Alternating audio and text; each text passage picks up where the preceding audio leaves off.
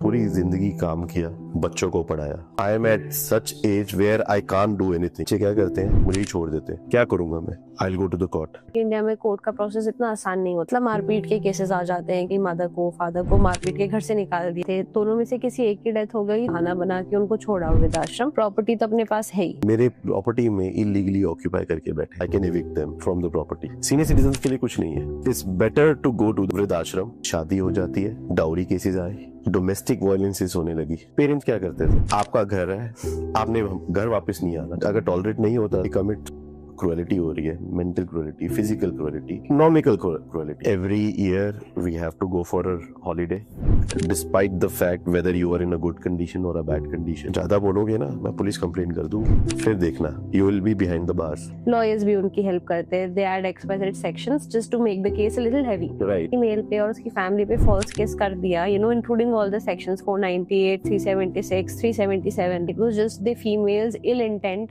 तो उसमें क्या हम फीमेल को पनिशमेंट दे सकते हैं? तो 376 आ जाएगा। रेप के चार्जेस लगा देते हैं, क्योंकि मुझे तो प्रेशर करना है, एक हैवी अमाउंट मिल जाए एज एलिमनी।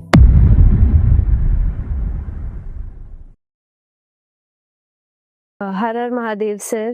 हर हर महादेव। आपका बहुत बहुत स्वागत है हमारे शो इंस्पायर्ड फॉर इम्पैक्ट में। Thank you for having me. तो सर आइडियली आज की कॉन्वर्सेशन का कॉन्टेक्स्ट ना, मतलब आजकल हम लोग देख रहे हैं in this world of social media and around us बहुत ज्यादा ना केसेस बढ़ गए in terms of matrimonial acts, senior citizen act and stuff like that. और उनके अराउंड ना बहुत सारे नोशंस चलते रहते हैं सोशल मीडिया पे। कोई किसी नरेटिव को फॉल्स बोलता है तो कोई किसी नरेटिव को फॉल्स बोलता है। But you being a lawyer yourself, I think you are the best person जो हमें गाइड थ्रू कर सकते हैं कि वो नरेटिव्स कितने करेक्ट हैं, क्या करेक्ट लॉज हैं, प्लस उनका इम्प्लीमेंटेशन कितने अच्छे से हो रहा है, और प्रोबेबली क्या लूप होल्स हैं जो लोग मिसयूज कर रहे हैं या फिर जिसके रिलेटेड वो अवेयर ही नहीं है। So I think we'll keep the conversation in the same context. All right. So I would like to start from the fact कि सब मैट्रिमोनियल एक्ट करके है जिसका आजकल सबसे ज्यादा मिसयूज हो रहा है, या फिर आई वुड से यूज भी हो रहा है कई जगह। तो वो एग्जैक्टली एक्ट है क्या इन टुडेज कॉन्टेक्स्ट? देखिए, सबसे पहले हमें बात ये करनी चाहिए कि हमें जरूरत क्यों पड़ी इस एक्ट की। Why was it so necessary? Women को हमेशा से सप्रेस किया गया। We always consider, I mean not we but हमारी society, they always consider women as property of her father and property of her husband. That's it. ना ही education देने की हमने कोशिश करी, ना ही हमें घर से बाहर निकालने की कोशिश करी गई। यहां तक हमने उनको वोट देना भी जरूरी नहीं समझा। तो अगर जिस वुमेन को आपने हमेशा से सप्रेस करके रखा, आज के टाइम पे इसकी लॉ बनाने की इसीलिए रिक्वायरमेंट आई कि उनको अपने राइट्स का भी तो पता होना चाहिए। एक बेटी है, मैं वैसे ही आपसे स्टेप बाय स्टेप बात करूं, एक बेटी है, उसके अपने फादर की प्रॉपर्टी के ऊपर राइट नहीं है। करेक्ट। कहां जाए वो? Let's take an example and then will come to the law. मेरी बेटी की शादी हो जाती है, देयर इज नो लॉ कि उसका मेरी इनहेरिटेंस में कोई राइट होगा। मेरा बेटा है, मेरे जाने के बाद बेटे को सब मिल जाएगा। और इवेंचुअली बेटी, मेरी डॉटर की, गॉड फॉरबिड, उसकी हो जाती है, डिवोर्स हो जाता है। कहां जाएगी वो? क्या करे वो? विल शी बिकम अ बेगर? मैंने कुछ भी बनाया सिर्फ बेटे के लिए बनाया, मेरी बेटी मेरे लिए कुछ नहीं है। That is a question, that was the need of the hour, that's why laws were there. Laws बने, मैट्रिमोनियल लॉज बने, पर्सनल लॉज बने, इसीलिए बने हम सेफ गार्ड कर सके, एक एनवायरनमेंट बना सके सोसाइटी के अंदर, सेफ एनवायरनमेंट बना सके, इसीलिए बने। अगर मैं बात करता हूं मैट्रिमोनियल की, फर्स्ट शादी हो जाती है, डाउरी केसेस आए, डोमेस्टिक वायलेंसेस होने लगी, आप क्या करेंगे? पेरेंट्स को बताएंगे पहले। कल्चर क्या था? पेरेंट्स को बताया जाता था। मैं अभी की बात नहीं कर रहा हूँ, हम्म। पास्ट की बात कर रहा हूँ। पेरेंट्स क्या करते थे? आपका घर है, आपने घर वापस नहीं आना, you will have to bear. लड़कियां क्या करती थी? घुट घुट के मरती थी। समटाइम्स अगर टॉलरेट नहीं होता था, दे कमिट सुसाइड ऑल्सो। हम कहाँ जा रहे हैं? हम अपनी सोसाइटी कैसे चाहते हैं? ये चाहते हैं। हम फॉरेन कंट्रीज देखते हैं, वुमेन्स आर वेरी लिबरल, सब कुछ कर रही हैं, घर भी संभाल रही हैं, ऑफिस भी जाती हैं, बच्चे को भी संभाल रही हैं, सब कुछ कर रही है। इनफैक्ट अच्छी अच्छी ऑर्गेनाइजेशन में भी है, नासा जैसे में भी है। हम क्यों नहीं कर सके? क्योंकि हमने वुमेन्स को वो राइट ही नहीं दिया। हम चाहते हैं, अगर आज मैं एक इंपॉर्टेंट डिस्कशन कर रहा हूं, I do not want my wife to be part of that. If she is here, I will tell her please go from here. हम उनकी एडवाइस भी नहीं लेना चाहते। That's the hard reality. Laws बने वुमेन्स को अपनी राइट बताने के लिए। अगर आपके साथ गलत हो रहा है, go to the court, go to the authority, express your complaint, then only people will come and rescue you. इसके अंदर सबसे बड़ी बात है, एक एक्ट बना, हम सब उसको जानते हैं, डोमेस्टिक वायलेंस एक्ट 2005। क्या हो रहा था? इतना ज्यादा डोमेस्टिक वायलेंस हो रहा है, क्रुएलिटी हो रही है, mental cruelty, physical cruelty, economical cruelty. पैसे ही नहीं देते, वो बेचारी कैसे चलाए, घर कैसे चलाए, अपने एक्सपेंसेस कैसे करे? कुछ भी नहीं है। Everything comes under domestic violence act. अब उसमें भी स्टेज होती है।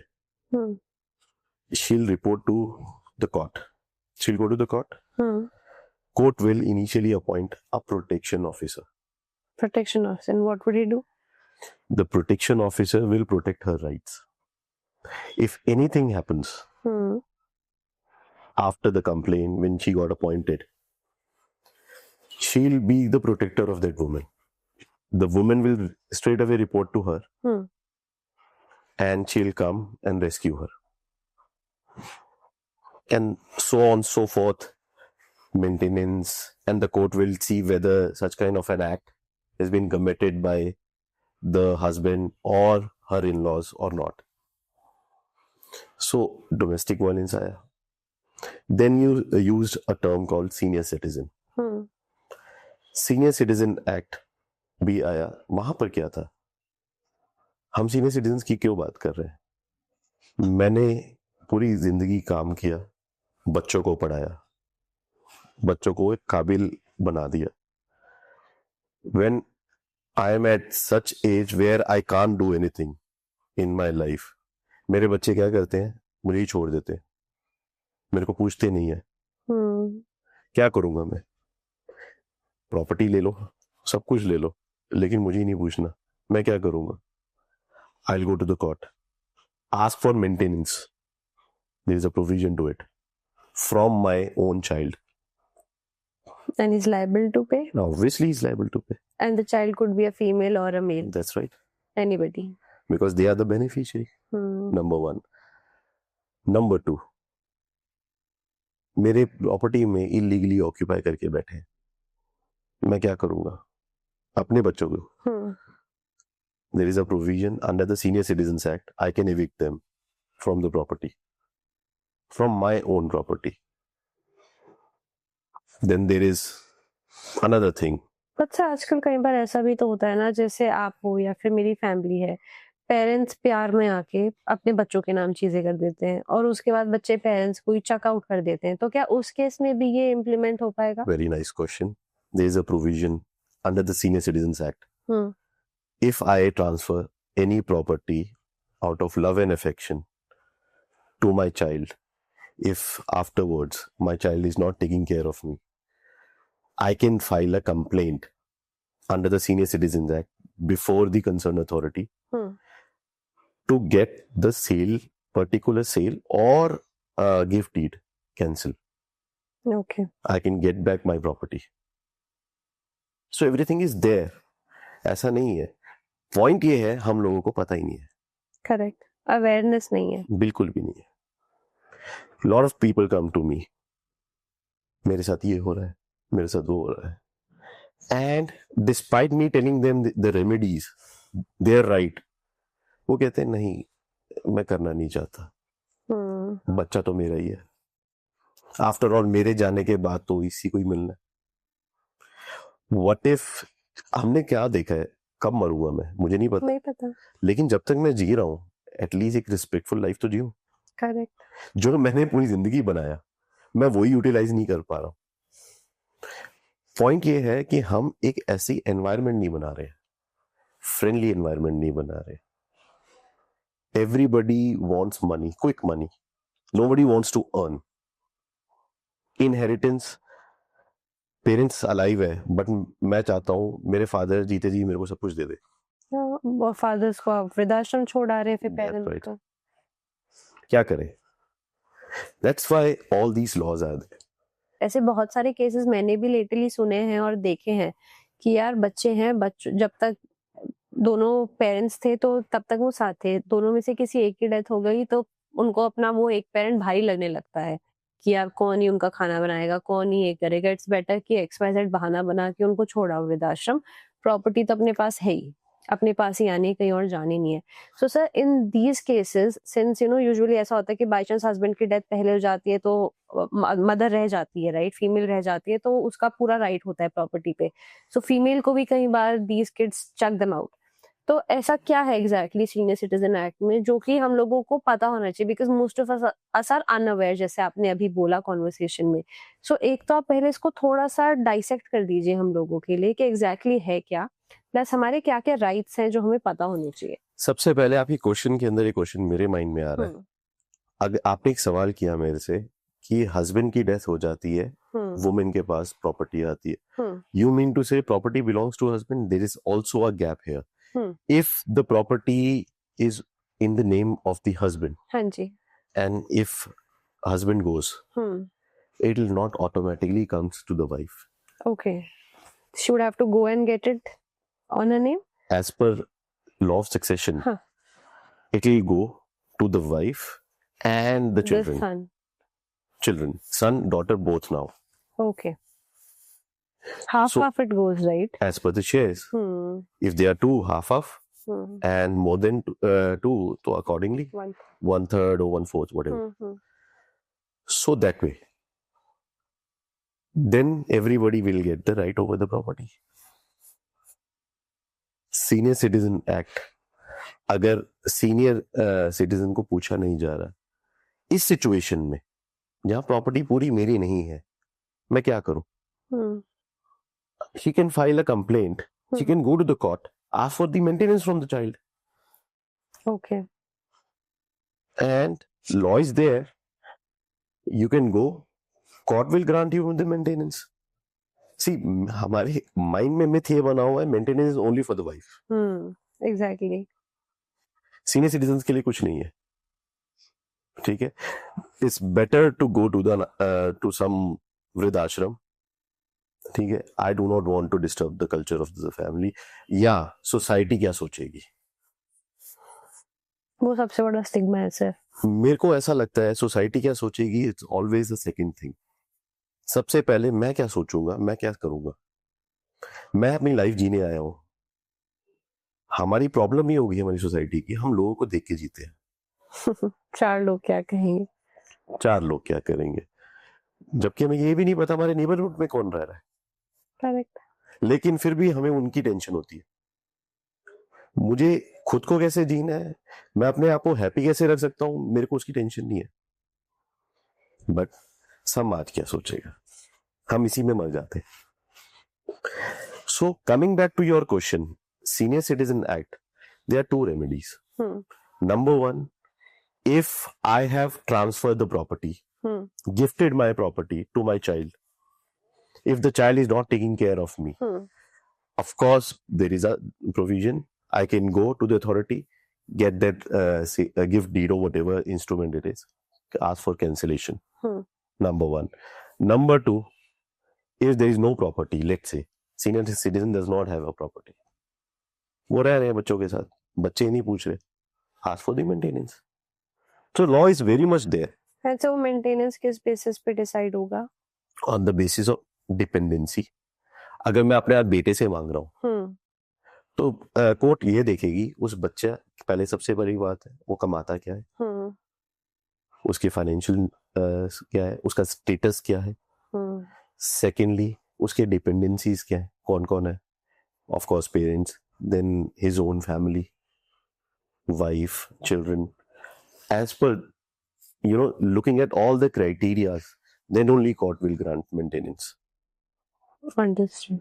और ऐसा होता है ना कई बार केसेस में कि यार फैमिली में डिस्प्यूट होते हैं, इंटरनल डिस्प्यूट्स होते हैं, तो लोग नहीं जाते हैं मेंटेनेंस मांगने, या फिर मेंटेनेंस मांगने के लिए कोई चला भी गया, कंप्लेन कर भी दी, तो भी मतलब मारपीट के केसेस आ जाते हैं कि बच्चों ने अपनी मदर को, फादर को मारपीट के घर से निकाल दिया, या फिर बिकॉज आपको भी पता है कि इंडिया में कोर्ट का प्रोसेस इतना आसान नहीं होता, और मतलब वो एजेड लोगों के लिए तो और डिफिकल्ट होगा अगर हम जैसे लोगों के लिए इतना डिफिकल्ट होता है। सो वहां पे how can these senior citizens make it easier for themselves? Fighting या बीटिंग की मैं बात करूंगा, बहुत कॉमन है। सी, मैं बार बार आपको एक ही बात बोलूंगा, law is always there. File a police complaint, 100 number में कॉल कर लीजिए। प्रॉब्लम ये हम करना ही नहीं चाहते हैं। I will share one case with you. There is this lady, widow lady, in whose name her property was there. She has 2 daughters and a son. Son is living, both the daughters got married. One fine day, the daughter came, asked mother, आप मेरे घर चलिए थोड़े दिन के लिए. He says, fair enough, I'm going.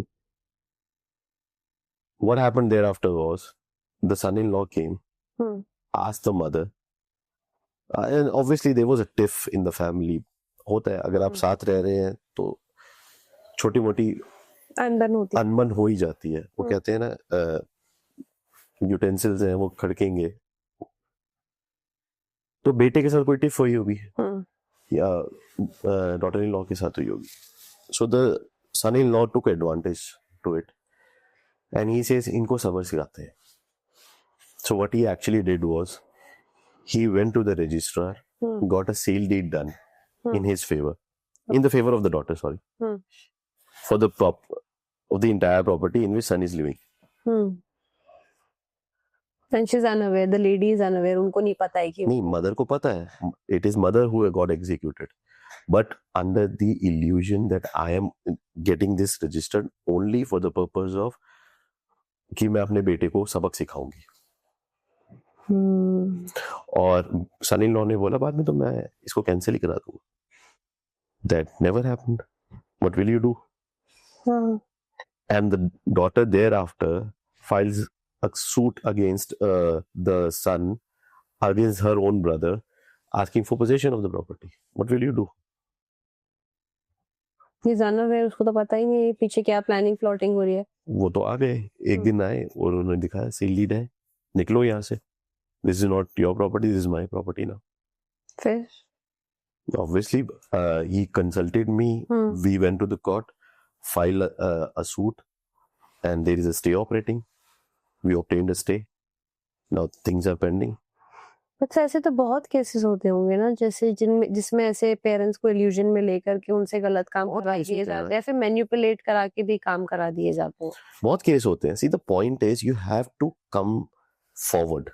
And consult the right people. Consultation is another thing. मैं आपको लॉयर के पास आने के लिए भी मेरा मानना है there are certain steps. सबसे पहले अगर आपके फैमिली में लॉयर है, that's the easiest option. Second thing, if you do not have, आप क्या करेंगे? I am facing a problem today. मुझे नहीं पता है कौन लॉयर है, कौन मेरी हेल्प करेगा। The first person I'll ask, maybe my relative, my friends.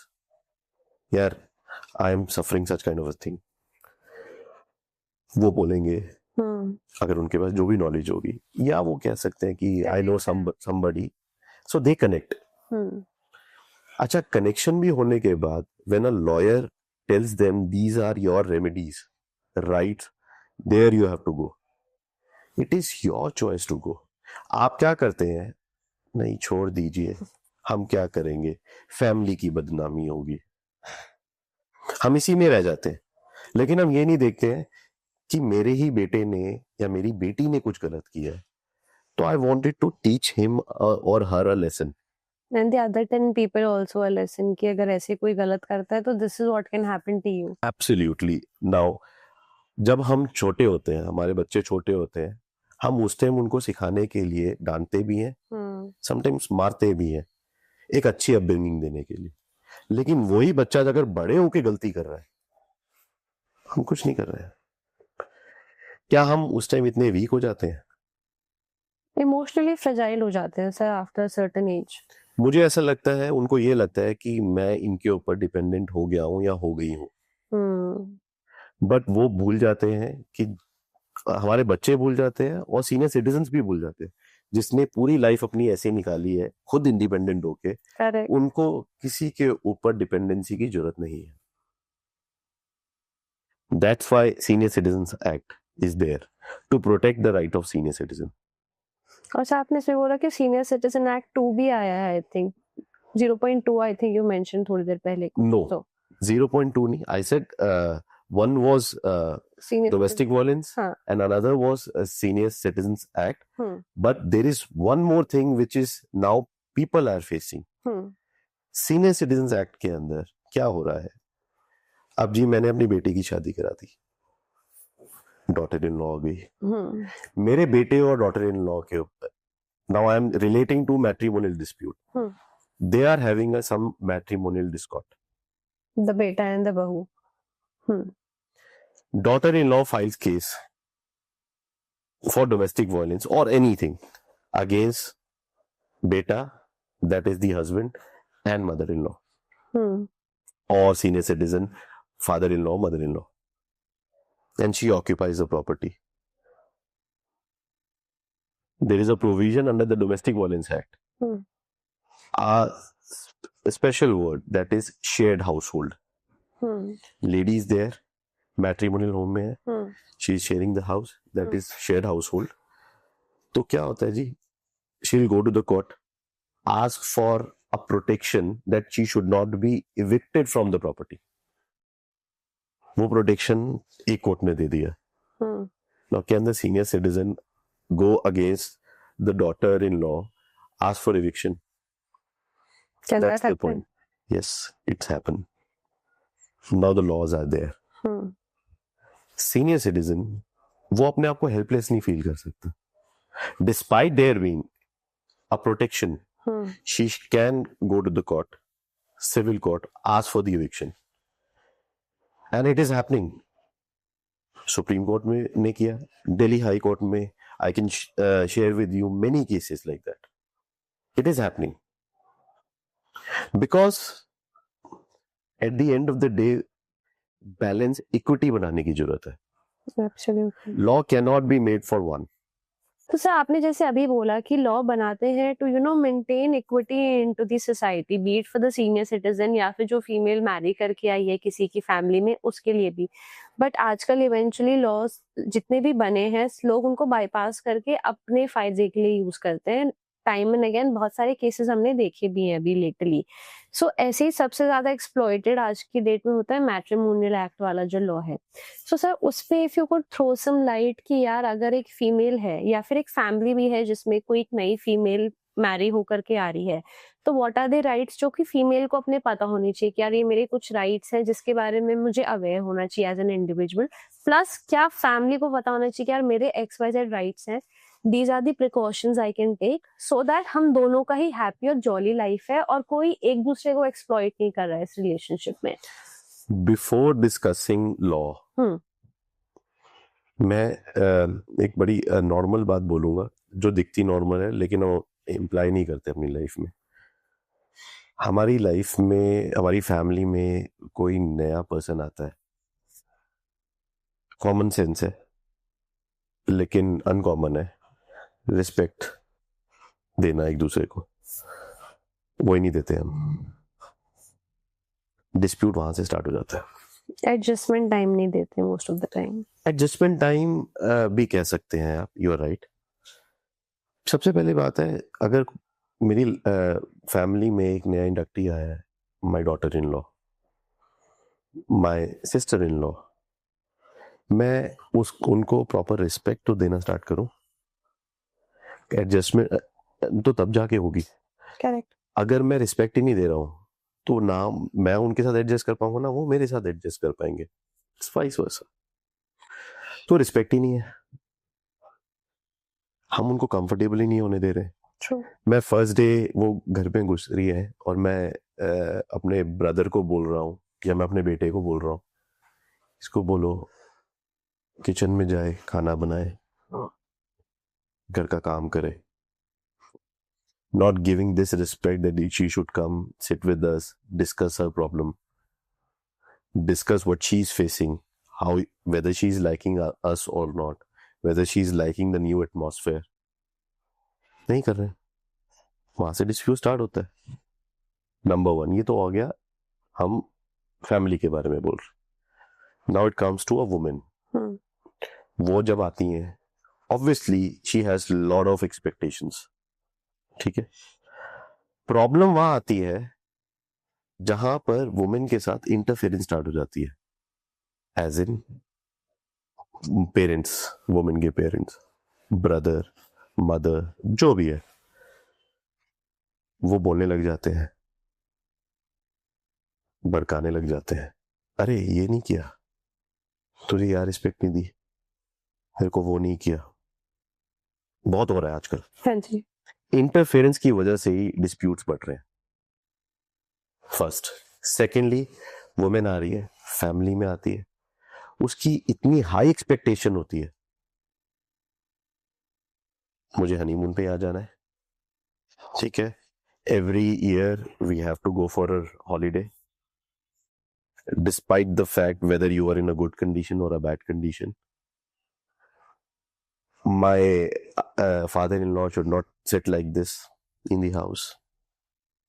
और अगर उन्होंने, फॉर एग्जाम्पल, बड़े हैं, कभी कुछ बोल भी देते हैं, लेकिन सेम चीज अगर अपने पेरेंट्स बोलेंगे नहीं प्रॉब्लम आएगी, लेकिन इन लॉज ने बोल दिया तो आ गई प्रॉब्लम, डिस्प्यूट।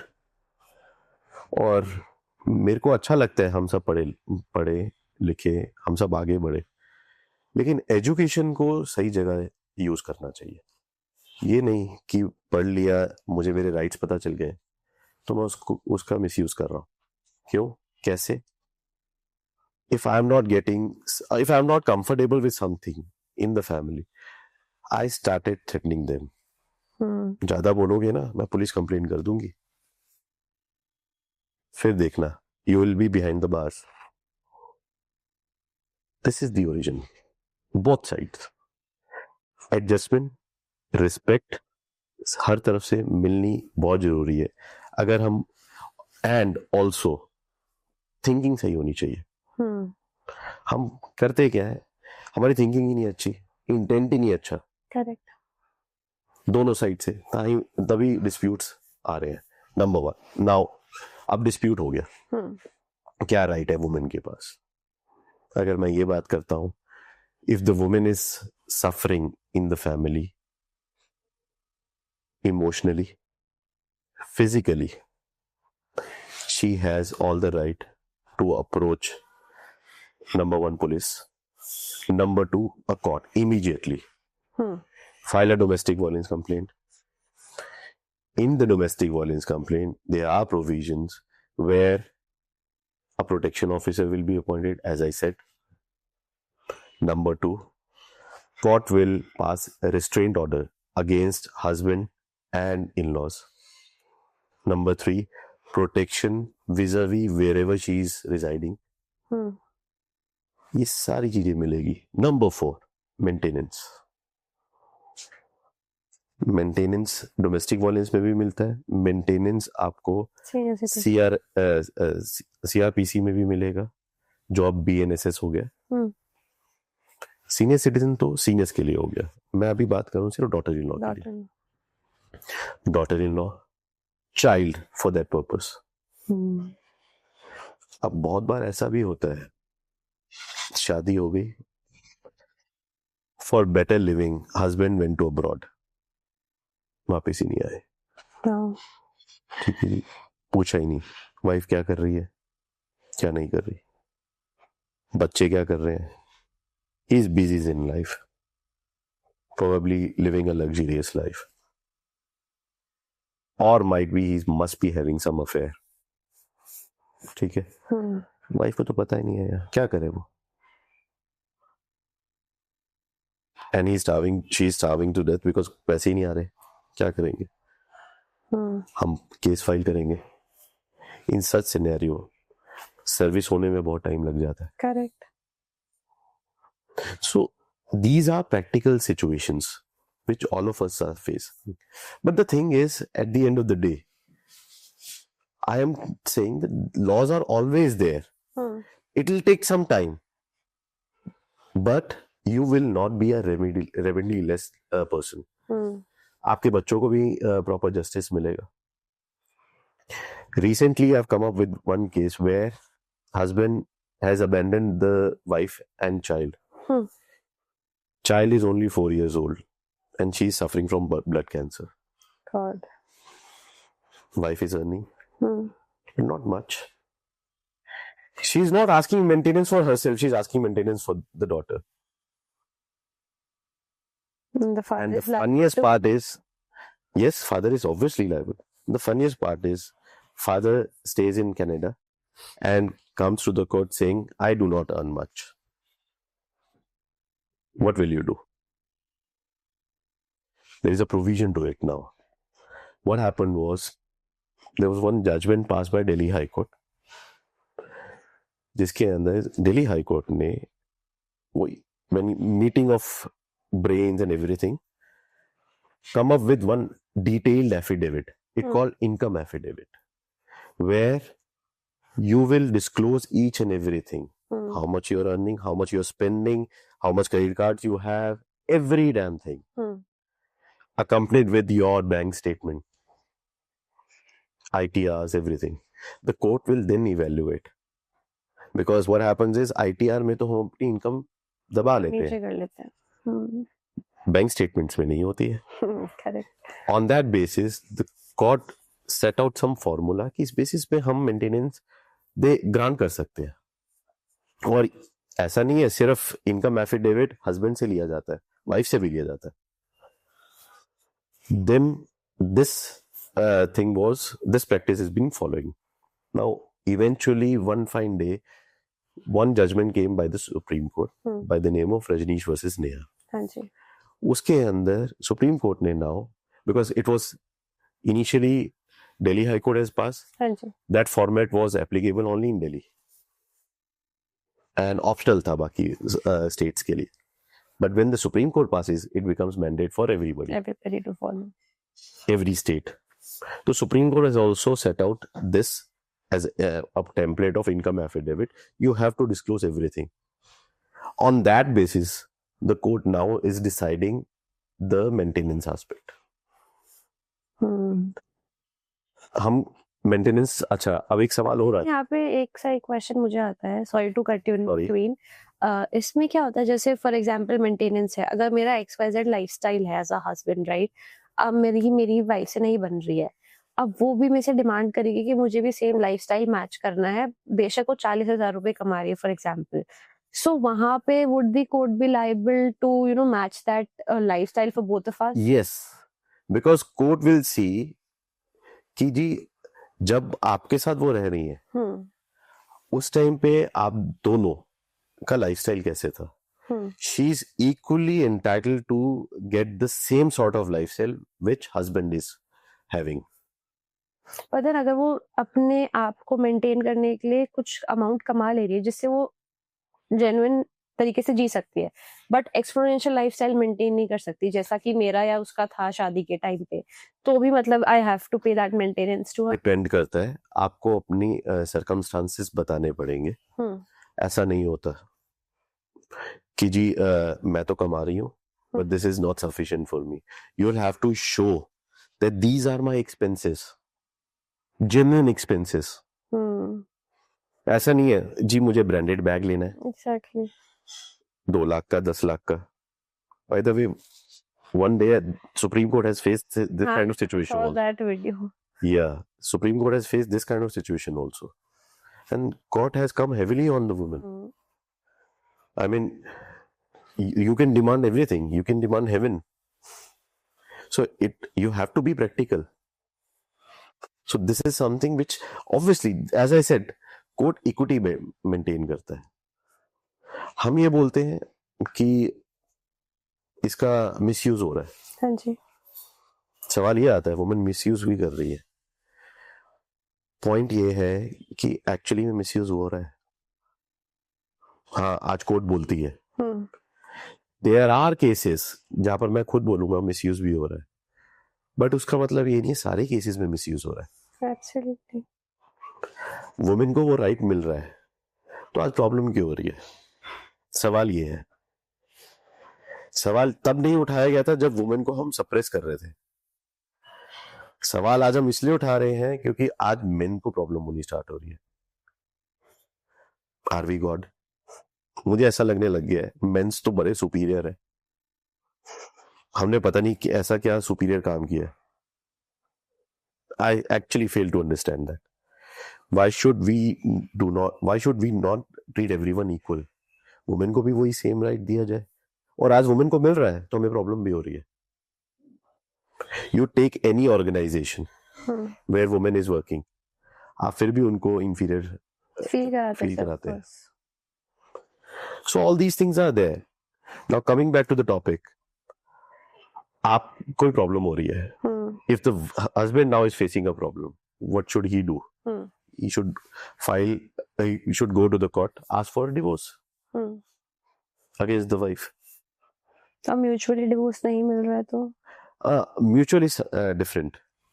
So अगर देखो मैं हस्बैंड हूँ फॉर एग्जांपल, और मुझे मेरी वाइफ से प्रॉब्लम हो रही है, मैंने जाके केस तो फाइल कर दिया, वाइफ तो है मेरे घर पे ही, वो भी अपने एंड से केस फाइल करेगी लुकिंग एट द कंडीशंस. अब वो उस केस में घसीटेगी मेरे पेरेंट्स को भी, रिलेटिव्स को भी, XYZ जितने लोगों को घसीट सकती है.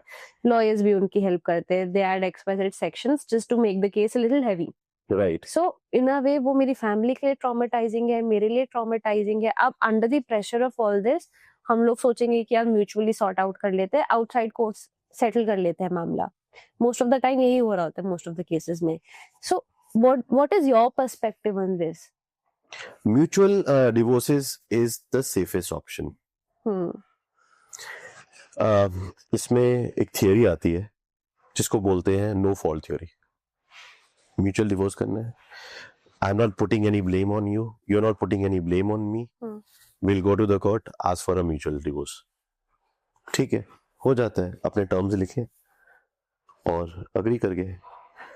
प्रॉब्लम वहां आती है वो टर्म्स ही सेटल नहीं होती, क्योंकि दोनों में से किसी एक का इल इंटेंट हो जाता है ना सर. फिर इल इंटेंट हो जाता है क्योंकि you are expecting too much. Exactly. ठीक है, फिर हम उस सिचुएशन में क्या करें? Am I not entitled to divorce? You are, but then yes, I'm still entitled to. If my wife is not giving me mutual divorce, I can still file a divorce. And there are different grounds also.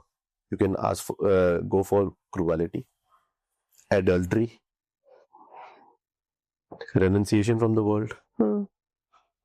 Various grounds. आप जाइए ना उसमें, file कीजिए, prove your case. You have to prove your case.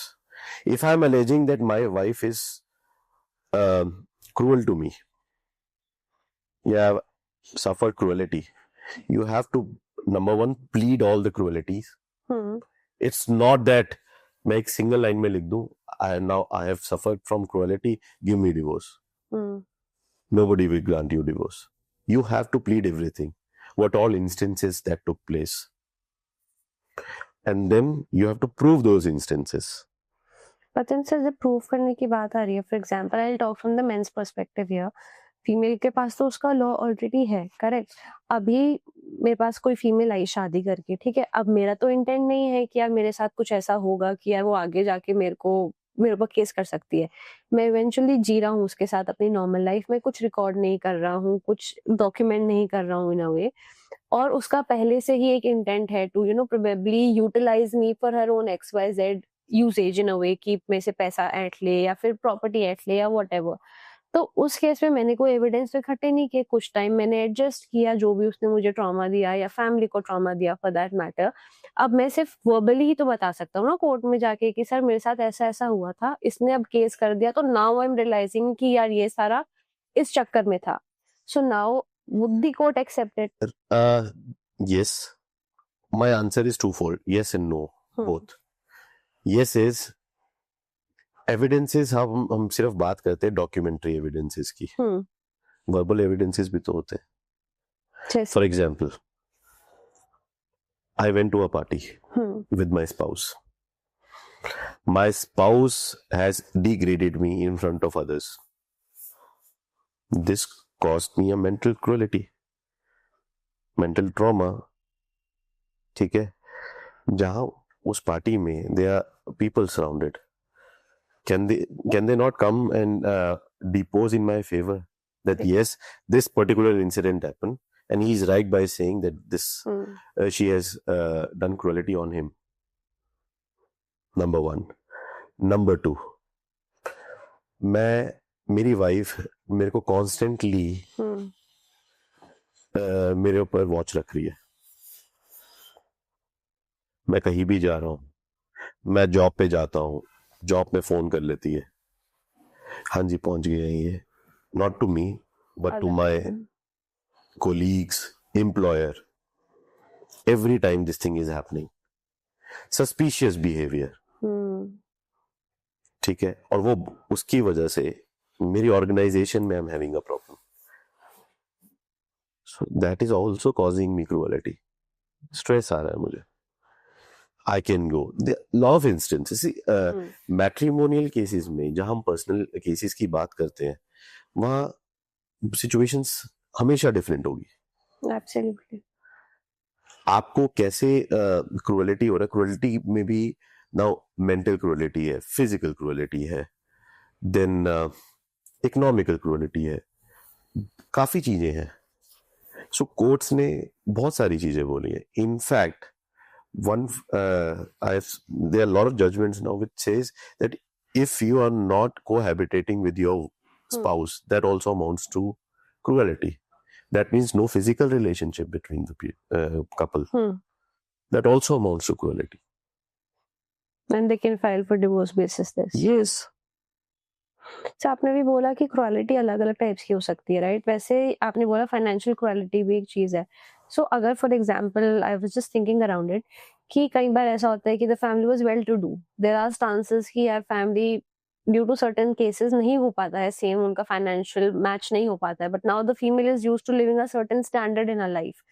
अब वो अपना जो भी उसका हस्बैंड है या फिर जो भी उसकी फैमिली है उसको डेली बेसिस पे प्रताड़ित कर रही है कि यार मेरे को तो यही लाइफस्टाइल चाहिए, एंड बेसिस दैट वो जाकर के फाइल कर देती है व्हाटएवर केस.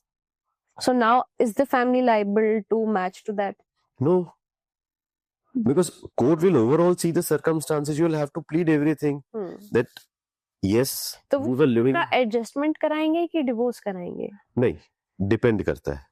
अगर मेरी वाइफ ने फॉर एग्जांपल डोमेस्टिक वायलेंस डाला है जिसके अंदर वो क्रूएलिटी प्लीड कर रही है, financial cruelty, we will defend that complaint only.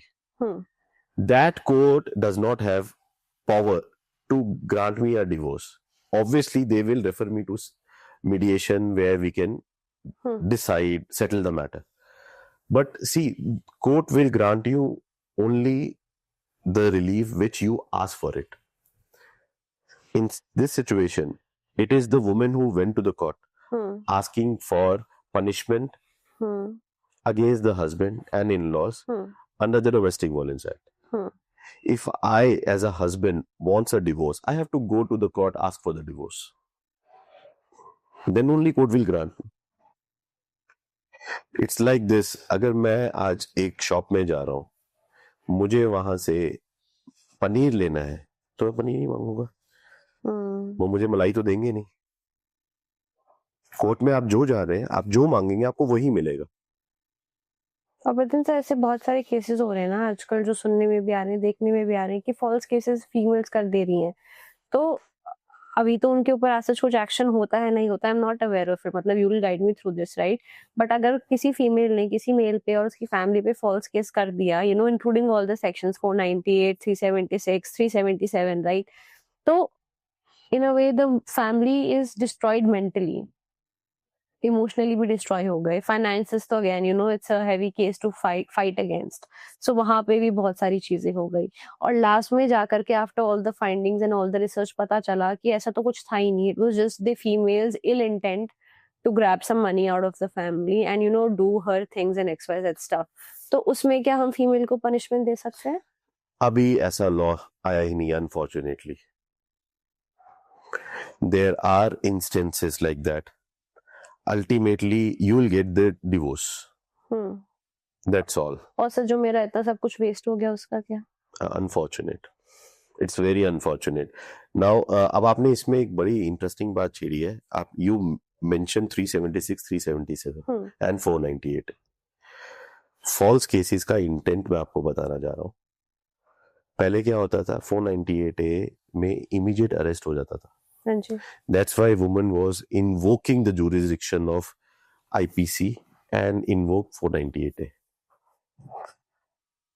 And this Supreme Court has realized that women are using 498A as weapon. So they formulate some guidelines. There will be no immediate arrest. Proper inquiry being conducted by inquiry officer, that is IO. And if need be, IO will call the husband and in-laws, give them a proper notice. If they fail to join the investigation, then the IO will go to the magistrate, disclosing the grounds for arrest, ask for a warrant, then only he'll arrest. अब उसमें क्या हुआ, जो इल intent है कई हद तक खत्म हो गया। अब वुमेन को भी समझ आ गया क्या करें, प्रेशर ही नहीं हो रहा, तो 376 आ जाएगा, रेप के चार्जेस लगा देते हैं, क्योंकि मुझे तो प्रेशर करना है। These are very unfortunate things, but things like this are happening. क्यों? एक हैवी अमाउंट मिल जाए एज एलिमनी। मैं आपको बार बार यही बोल रहा हूँ, false cases are there. The only thing is to defend is that you have to defend the matter, number one, and ask for the divorce on the contrary. Third thing, asking for punishment, unfortunately those laws were not there. Now I think the time has come to create some law to balance the society.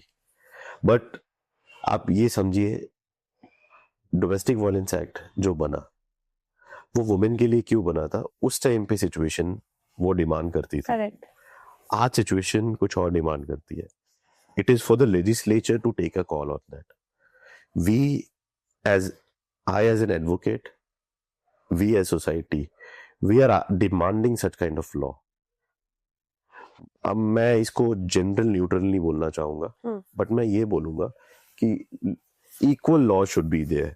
If we find women using law as weapon और false cases, अगर एक situation में आके और at the end of the day we come to a case where we know and the court found that it is actually a false case, there should be penalty, which is missing. Sir अभी आपने बीच में mention किया alimony देनी पड़ती है, right? सो आजकल ना एक ही बहुत ज्यादा नोशन चल रहा है around the internet also, plus among our circles also, कि यार शादी करूंगा, अगली बंदा पता नहीं कौन आएगा कैसे आएगा, मेरे को एलिमनी देनी पड़ेगी उसको अगर इन केस कुछ हो गया, या फिर नो मेंटेनेंस देना पड़ेगा उसको। सो सर क्या एलिमनी सबको देना इंपॉर्टेंट है, या there is a rule to it, और मेंटेनेंस किस बेसिस पे डिसाइड होता है? Is there a set rule for that, so that you know जो ये आजकल नोशन चल रहा है पूरे सोशल मीडिया पे, क्या शादी करते ही नहीं है, उससे थोड़ा सा क्लैरिफिकेशन हम लोगों को मिल जाए। 3 चीजें आपने बोल दी, मेंटेनेंस, एलिमनी या शादी करते ही नहीं है। Maintenance is different all together, alimony is one time settlement, शादी करना नहीं करना is one's perspective, personal choice. Maintenance हम डिसाइड करते हैं मेंटेनेंस के, जैसे मैंने पहले भी बोला, फैक्टर्स काफी ज्यादा है। हम्म। जो मैंने आपके साथ अभी कुछ टाइम पहले एक केस डिस्कस किया था, जहाँ पर husband has gone to Canada, wife is there who is earning, daughter she is suffering, wife is, despite knowing the fact that she's earning, she's not asking for maintenance for herself, she's asking maintenance for the child.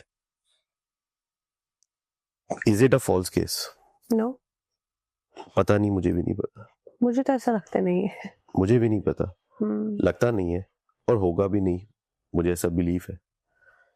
और point ये है कि maintenance husband को देनी चाहिए कि नहीं। I think he should. What do you feel? I personally feel देनी चाहिए। You owe a responsibility towards your daughter. Correct. Problem ये हो रही है, आप देना ही नहीं चाहते ना, हम क्या करेंगे। आप एक सिचुएशन में आप वुमेन को लेकर आ रहे हैं, हम फॉल्स केसेस की बात कर रहे हैं, आई एडमिट फॉल्स केसेस हो रहे हैं, बट आप ये भी तो देखिए वुमेन की सिचुएशन क्या आ रही है। वुमेन की सिचुएशन को आप कहाँ तक लेकर चले जाते हैं। उसके हस्बैंड के पेरेंट्स यही रह रहे हैं, they are attending to court, they come happily as if some picnic is happening and they go. Eventually the court obviously will pass the order, but the point is maintenance, हम जो आप बात कर रहे हैं मेंटेनेंस ग्रांट करने के, there are different reasons, factors, there is no set formula here. Court ये देखती है हस्बैंड की डिपेंडेंसी क्या है, कोर्ट ये देखती है women whether she's in financially stable or not, court ये देखती है बच्चों का, बच्चों की एजुकेशन फादर की रिस्पॉन्सिबिलिटी है, बच्चों के एक्सपेंसेस फादर की रिस्पॉन्सिबिलिटी है। मैं ये नहीं कह रहा मदर की, बिल्कुल भी नहीं, अगर मदर कमाती है तो वो मदर को भी करना चाहिए, but at the same time maintenance is something that we are maintaining our family. Problem ये होती है जब तक मेरे साथ मेरी वाइफ मेरे बच्चे रह रहे हैं, सब कुछ अच्छा चल रहा है, या हम साथ रह रहे हैं, मैं कम भी दे रहा हूं तो प्रॉब्लम नहीं हो रही।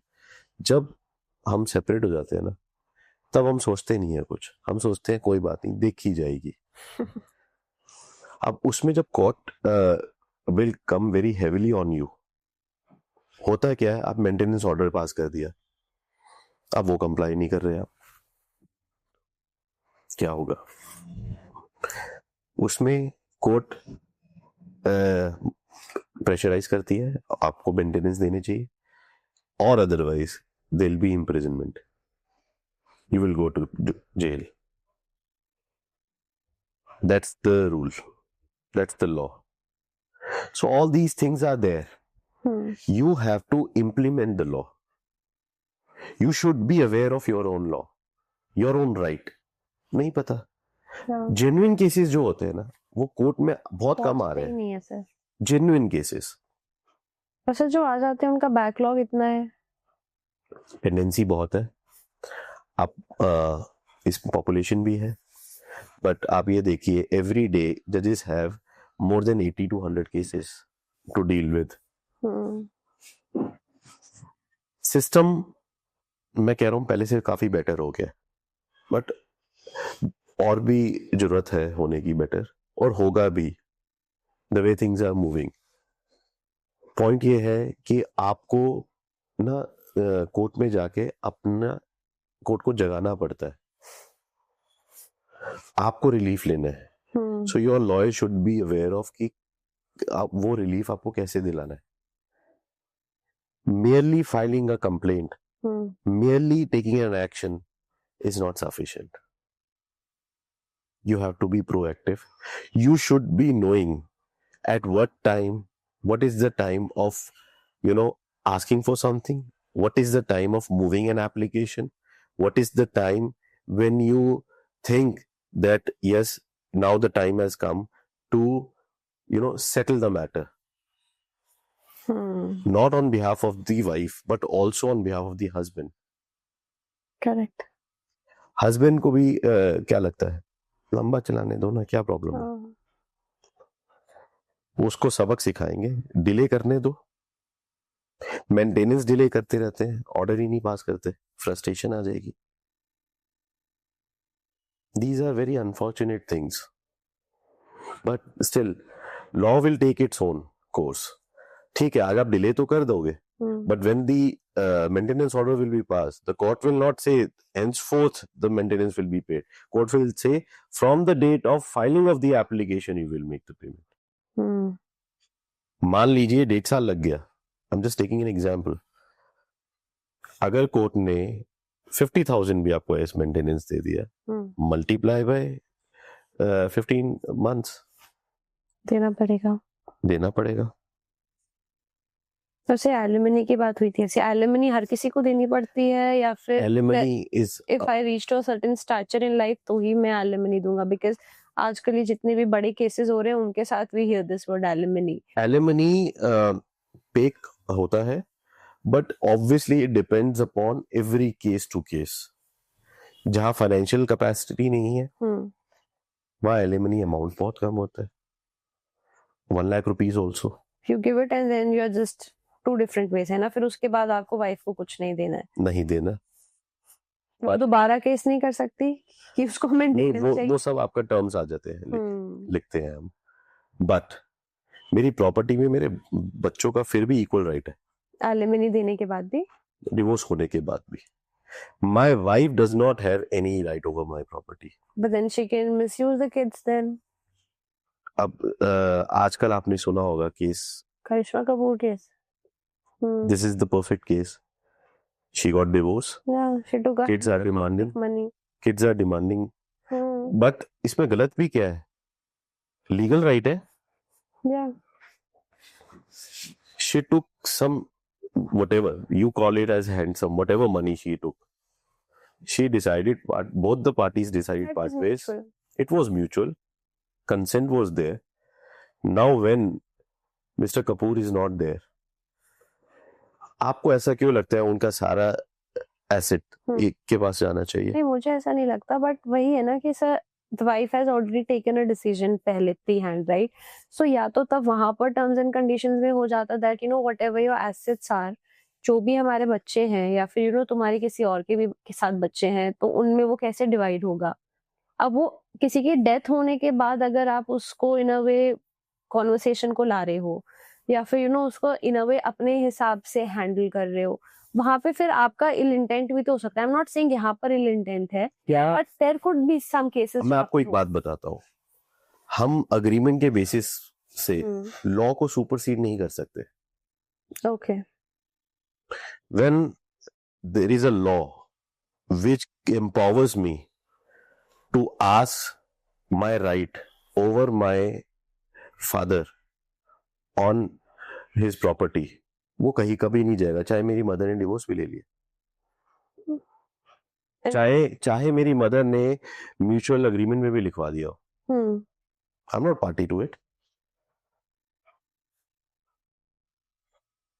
आई am entitled to my father's property.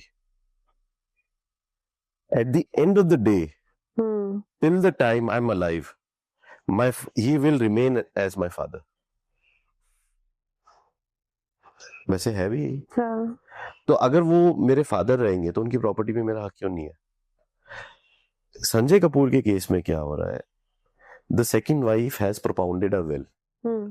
We do not know what would be the outcome because the matter is still sub judice in court. So the court will decide whether that will is genuine or not. That's the law. The court will take its own course. Will be proved. If the will be proved, then everything will go to the second wife. If not, then as per succession laws, it will be divided amongst them. That's the law. So हमें इसमें इतना इसको इतना सोचना नहीं चाहिए कि divorce हो गया तो बच्चों के राइट्स खत्म हो जाते हैं. मोस्ट ऑफ द इंडियंस को तो यही लगता है ना कि डिवोर्स हो गया तो बच्चों के राइट्स तो है ही नहीं. अच्छा, बच्चों के राइट्स की बात आई तो कस्टडी किसको मिलती है? How do we decide on that? It depends amongst both of them. For example, बच्चे छोटे हैं तो मदर के पास ही जाती है ऑब्वियसली. बट अगर मदर के पास चली गई तो क्या मैं बच्चों से मिल नहीं सकता? विजिटेशन राइट्स आ जाते हैं. शिखर धवन के केस में ऐसा आई थिंक उसको राइट्स मिले बट नहीं मिल पा रहा है वो कुछ काफी ज्यादा। विजिटेशन राइट्स मिल रहे हैं। हम्म क्या होता है, हम डिसाइड कर लेते हैं कि बच्चे, मैं फलाने दिन हफ्ते में 2 बार बच्चों से मिलने आऊंगा, या छुट्टियों में बच्चे मेरे पास रहने आ जाए। म्यूचुअली डिसाइड होता है। और एक होता है आपने म्यूचुअली डिसाइड कर लिया, दूसरा होता है उन टर्म्स को ऑनर करना। अब क्या होता है, उस time heat of the moment में we entered into a settlement, but आप उसको ऑर्डर नहीं कर रहे। Then again parties are before court of law, and then they can be penalized और इम्प्रिजमेंट क्या होता है उसके बाद? उनको बोला जाता है कि you honour the terms, because ultimately the intent is that child should get love from both the sides. Harmony maintain करना है चाइल्ड के लिए। हमने चाइल्ड का वेलफेयर देखना है, child's welfare is paramount. That is something which is supreme. उस time पे हम ये नहीं देखेंगे वाइफ्स ईगो इज देयर और husband's ego is there, nothing. The court at that time will see actual welfare of the child. Professor welfare की बात आती है तो एट टाइम्स हम लोग बात करते हैं आजकल बहुत ज्यादा प्रिवेसी इन्वेड हो रही है मेरी, है ना, रिलेटिव्स आ रहे हैं तो मेरी प्रिवेसी इन्वेड हो रही है, मेरी कॉन्वर्सेशन अगर घर का सीसीटीवी है उसमें रिकॉर्ड हो रही है तो मेरी प्रिवेसी इन्वेड हो रही है, और फिर वो प्रिवेसी इन्वेड होते होते कॉन्वर्सेशंस पहुंच जाती है जहाँ पे वो एज अ प्रूफ यूज होती है अगेंस्ट मी, और कई बार आई थिंक एक केस भी हुआ था ऐसा गुजरात हाई कोर्ट में Yeah. एक केस आया था। सो वहां पर sir what is your perspective on that case? देखिए, लिविंग रूम में कैमरास लगे, कोई प्रॉब्लम नहीं है। बेडरूम में कैमरा लगना इज अ प्रॉब्लम, बाथरूम में कैमरा लगना इज अ प्रॉब्लम। आपको हर टाइम अपने स्पाउस को सर्वेलेंस पे क्यों डालना है? Why? If that thing is happening, obviously you're breaching the privacy. That also amounts to cruelty, which is the case that happened in Gujarat High Court. And Gujarat High Court has passed the divorce decree also on this ground. It amounts to cruelty. मेरे को पता है cameras कहाँ पर installed है। मुझे living area में या हम सर्वेलेंस के लिए बाकी बंदों को डालते हैं, अपने स्पाउस को क्यों डालेंगे? Lack of trust. Lack of trust, वो लैक ऑफ ट्रस्ट हम ये सोचते हैं वो हुआ कैसे, वो नहीं सोचते।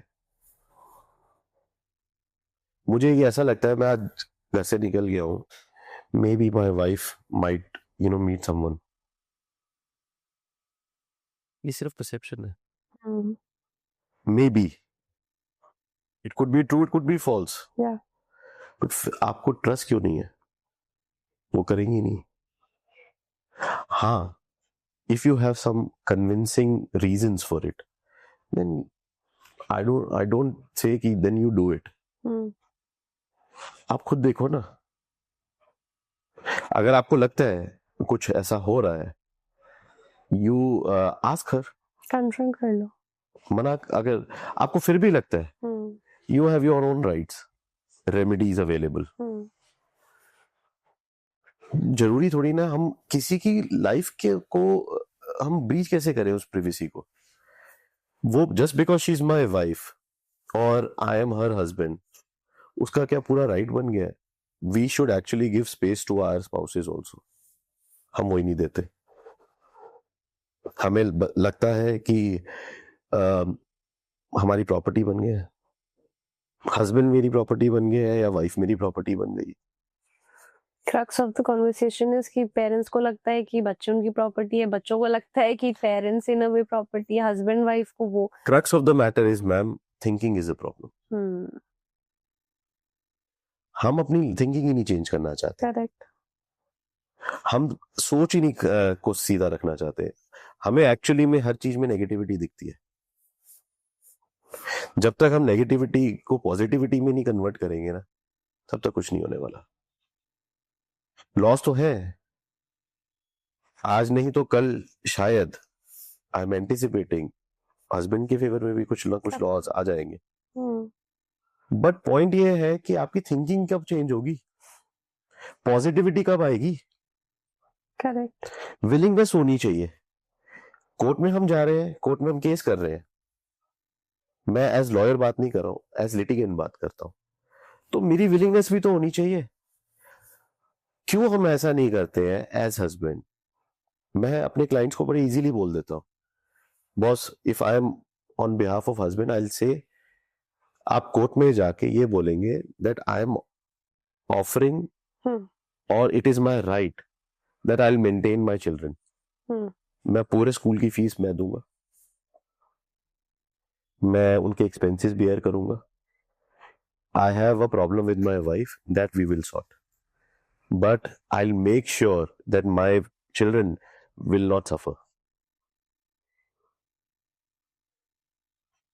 क्योंकि आप समझिए, हम कोर्ट में जा रहे हैं, we are living in a society where people think, क्योंकि हम अपने पास ही सीखते हैं, वुमेन को प्रताड़ित किया गया है, तो जजेस भी थोड़े प्रो वुमेन होते हैं.